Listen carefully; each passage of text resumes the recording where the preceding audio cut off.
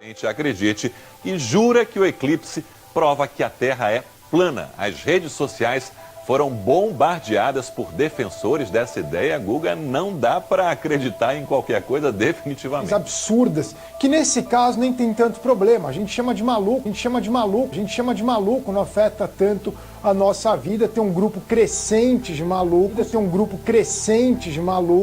que acha que a Terra é plana, que a Terra é plana. Eles têm 1000 teorias para explicar por que você vai navegar e não vai cair para fora desse prato. Tá vendo as imagens aí de um dos malucos que tem essa teoria de que a Terra é plana. Tem vários grupos nas redes sociais sobre as pessoas que acreditam nisso. Eles inventam teorias científicas que não existem, mentem, sabe-se lá de onde eles tiram tantas informações, inventam, dizem que o Sol não está tão distante da Terra, dizem que o Sol não está tão distante da Terra, chega até ser cômico. Os terraplanistas, como são conhecidos, o Flat Earthers, que são essas pessoas que acreditam que a Terra é plana, é só mais um movimento dos dias de hoje.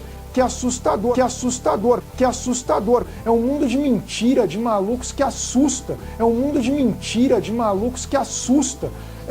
Muito assim, que para uma pessoa séria que foi à escola acreditar que a Terra é plana, tem movimentos, páginas nas redes sociais, comentários no site da NASA, desses malucos que entram lá para... É algo que realmente me chocou muito, especialmente vendo os vídeos. E ontem também tem muita gente que acha, além dos terraplanistas que acham que o eclipse provou a teoria deles, tem mentens. Há um outro grupo que acha que o eclipse foi uma montagem da NASA, que na verdade não ocorreu o eclipse, foram enganados. O que eu vi ontem teria sido uma montagem da NASA, uma fantástica montagem, sabe-se lá quanto eles teriam gasto. Está vendo as imagens. É um mundo assustador, viu, Sérgio? Só de saber que existe uma pessoa que acreditasse que a Terra é plana já me assustaria. Saber que tem um movimento nos Estados Unidos com vídeos nas redes sociais, com grupos de discussão, com uma associação dos Flat Earthers Society, Sociedade da Terra Plana, que acredita nisso, é para morrer de medo.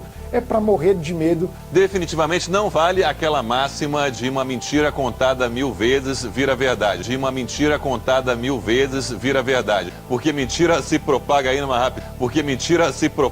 rapidez, uma quantidade de compartilhamentos, de comentários.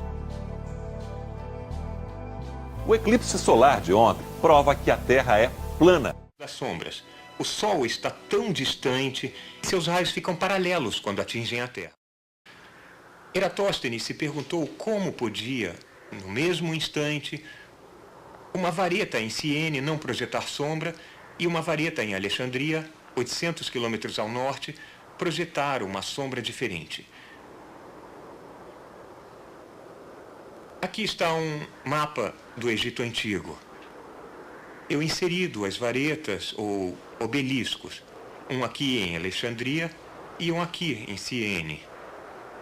Se em um certo instante cada vareta não projetar sombra alguma, isso é perfeitamente fácil de entender se a Terra for plana.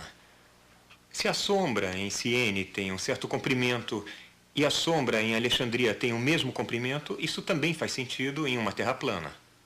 Mas como pode ser, perguntou Eratóstenes, que no mesmo instante não haja sombra em Siene e haja uma sombra muito substancial em Alexandria? A única resposta era que a superfície da Terra é curva. Não só isso, mas quanto maior a curva, maior a diferença nos comprimentos das sombras.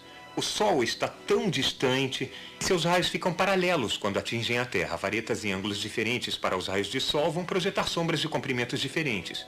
Para a diferença observada nos comprimentos das sombras, a distância entre Alexandria e Siene tinha que ser de 7 graus ao longo da superfície da Terra. Com isso, eu quero dizer... Se os raios solares são paralelos, a sombra também é, principalmente no vácuo, onde se torna completamente escura.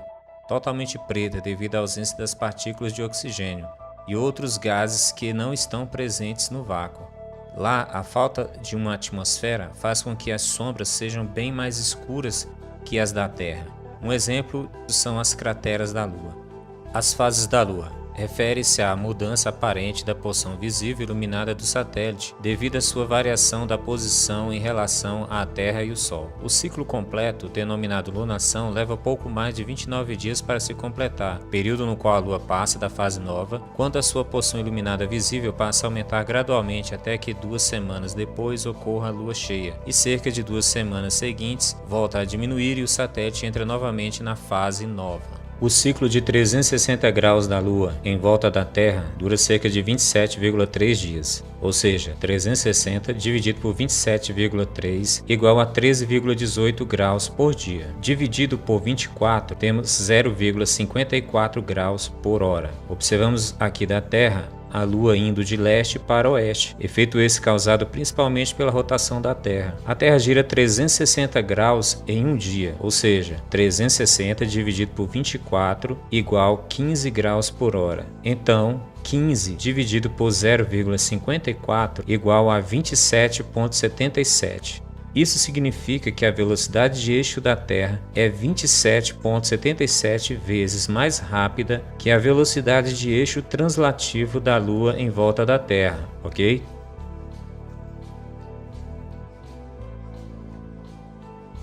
A velocidade da roda é diretamente proporcional à velocidade do eixo.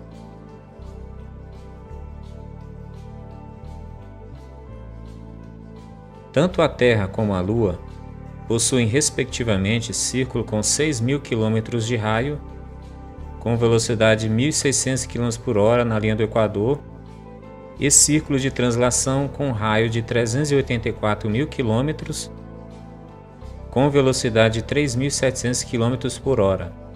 Para efeito de qualquer análise, considera-se velocidade de eixos e não de circunferências. Não importa o tamanho do raio, toda a roda gira de acordo com a velocidade de eixo.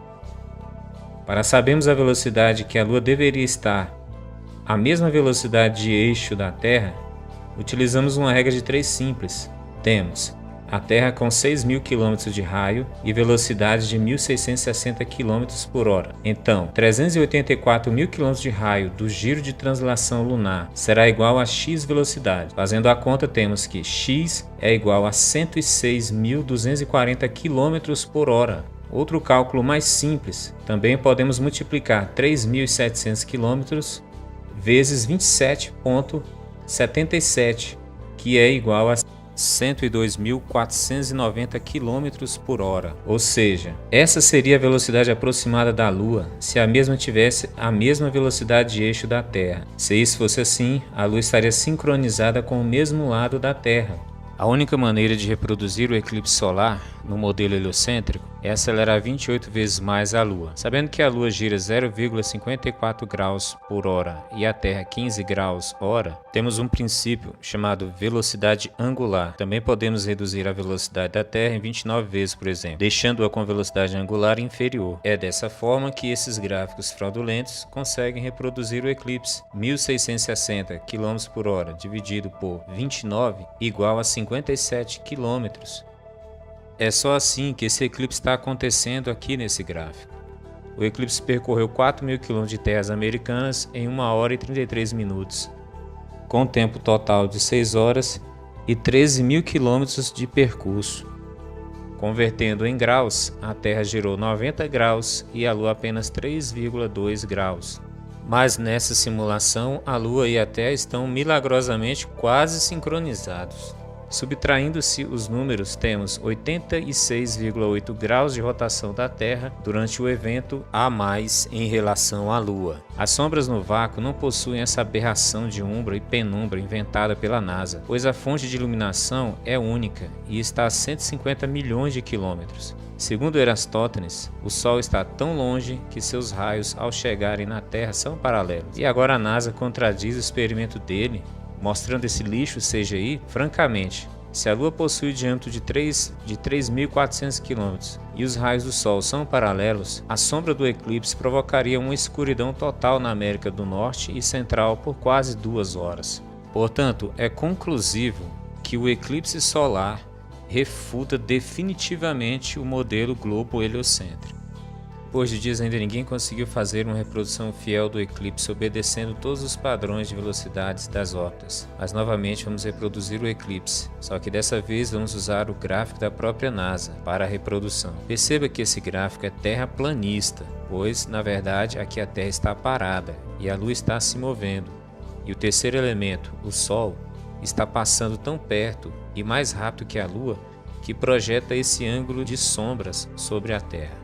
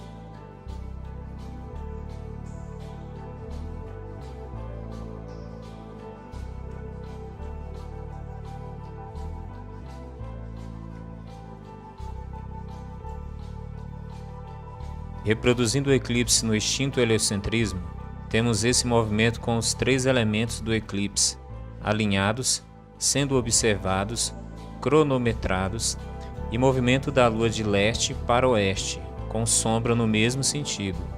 E 3 perguntas sem respostas. Primeiro, como a sombra da Lua percorre o caminho de arco em 6 horas de eclipse? 2. Como a sombra de um corpo com diâmetro de 3.400 km projeta sombra de 110 km na Terra com uma única fonte de iluminação a 150 milhões de quilômetros no vácuo? 3. Como a sombra vai de oeste para leste no modelo heliocêntrico sem alterar a velocidade angular dos corpos?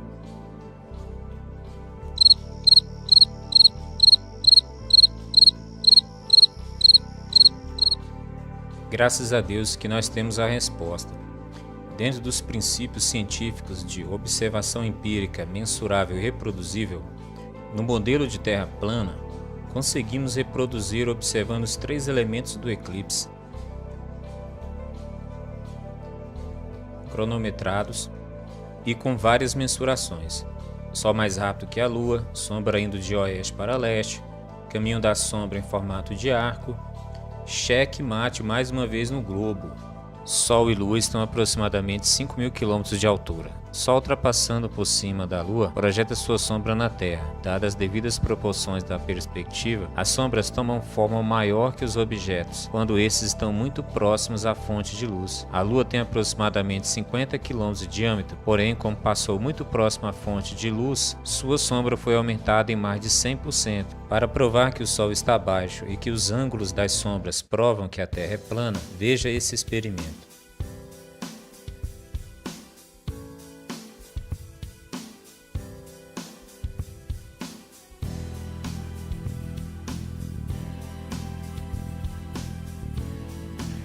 Site de lançamento do ensino médio de Derry. Havia uma lente GoPro sendo usada.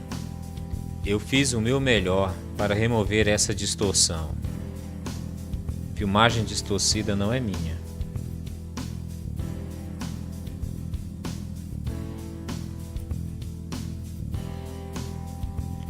A qualidade da imagem sofre por causa da ferramenta de remoção de distorção. Desculpe.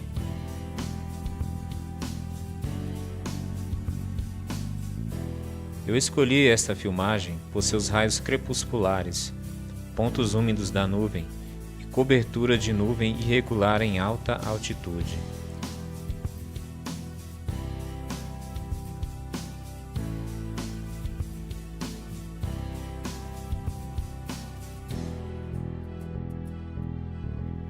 Raios crepusculares, quilômetros de largura.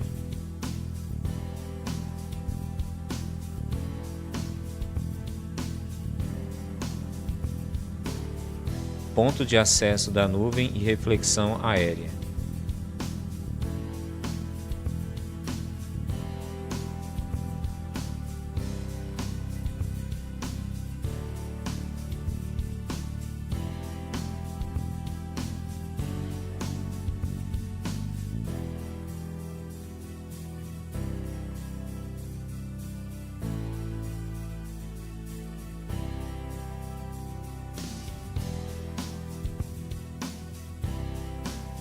Agora eu quero que você perceba as nuvens e suas sombras.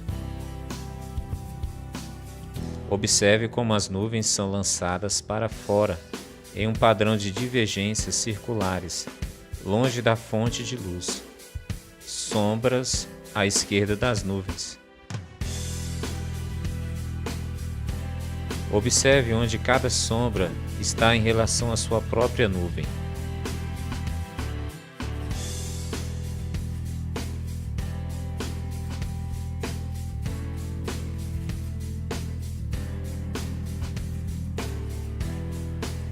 A partir de 150 milhões de quilômetros de distância, os raios do Sol estão batendo no nosso plano com raios de luz paralelos.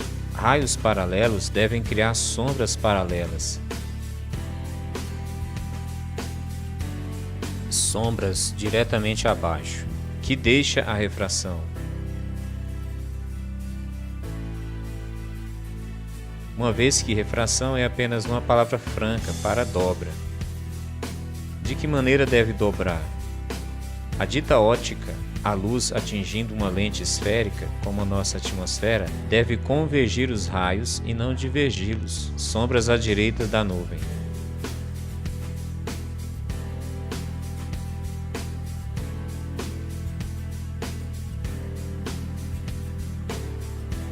A atmosfera terrestre.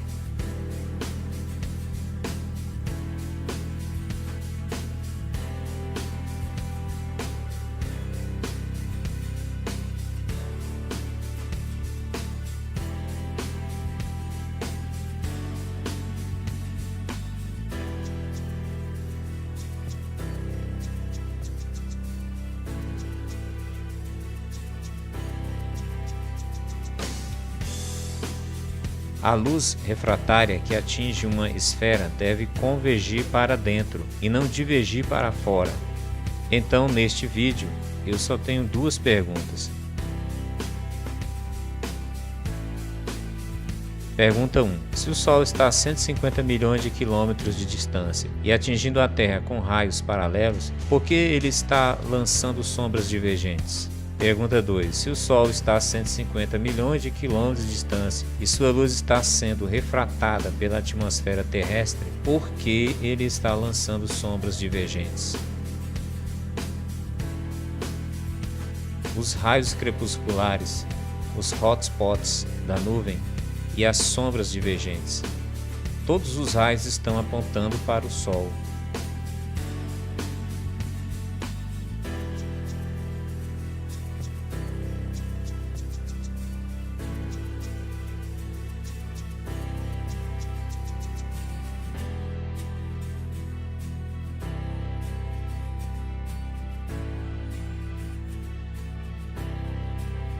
Sol a 150 milhões de quilômetros ou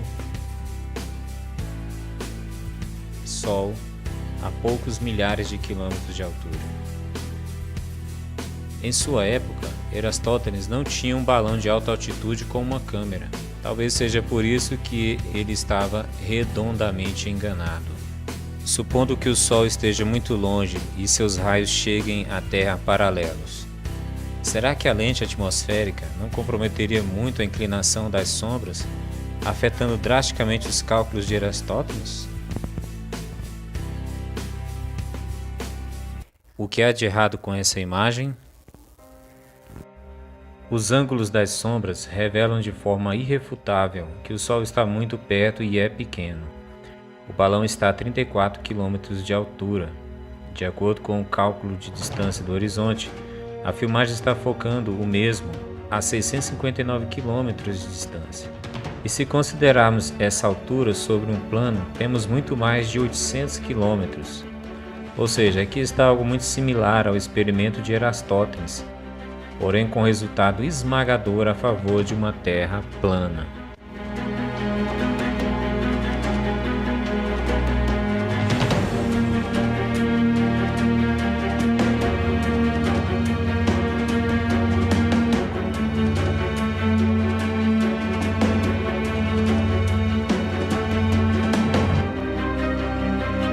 Significado de maluco: quem perdeu o juízo ou não tem noção lógica da realidade. Será que o terraplanista é mesmo maluco?